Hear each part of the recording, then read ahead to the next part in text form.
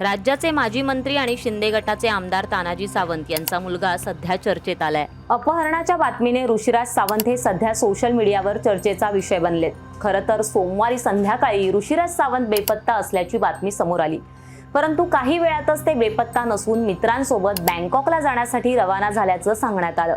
घरच्यांना न सांगता ऋषीराज अचानक गायब झाल्यानं वडील तानाजी सावंत अस्वस्थ झाले।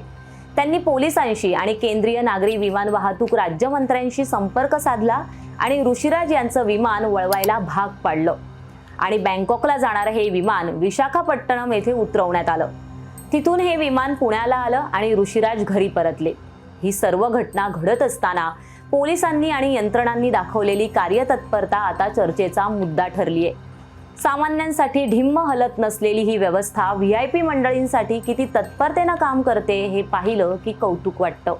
अर्थात ऋषीराज सावंत ही काही साधी आसामी नाही। माजी मंत्री तानाजी सावंत यांचे ते पुत्र हेच त्यांचं कर्तृत्व।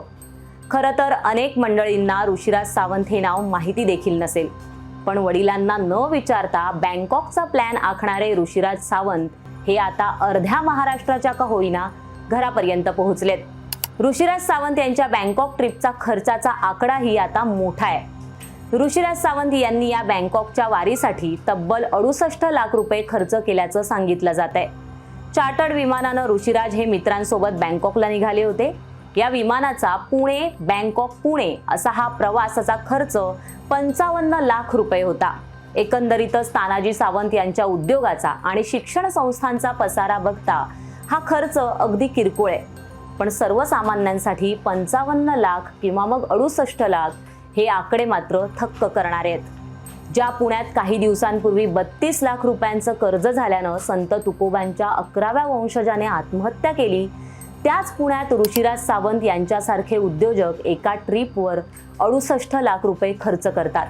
हे पाहून सामान्य माणसाला आश्चर्य वाटणं साहजिकच आहे। खरं तर 68 लाखात एक सामान्य माणूस त्याचे सबंध आयुष्य काढू शकतो। पुण्यासारख्या शहरात त्याचा 1 BHK फ्लॅट येऊ शकतो। उरलेल्या पैशातून तो मुलांचं शिक्षण अथवा एखादा व्यवसाय उभा करू शकतो, तर एखादा रुग्ण हा एखाद्या आजारातून बचावला जाऊ शकतो। पण ऋषीराज यांनी हीच रक्कम काही तासांमध्ये खर्च केली आहे। अर्थात हे पैसे ऋषीराज यांच्या कष्टाचे, ते त्यांनी कुठे खर्च करावे हा सर्वस्वी त्यांचा अधिकार आहे। पण समाजातील एक घटक म्हणून याकडे पाहिलं तर समाजातील ही दरी दिवसेंदिवस वाढत असल्याचं पाहायला मिळतंय। याबाबत तुम्हाला काय वाटतं हे आम्हाला कॉमेंट करून नक्की सांगा आणि असेच माहितीपर आणि नवनवीन व्हिडिओ पाहण्यासाठी माय महानगर लाईव्हला सबस्क्राईब करायला विसरू नका।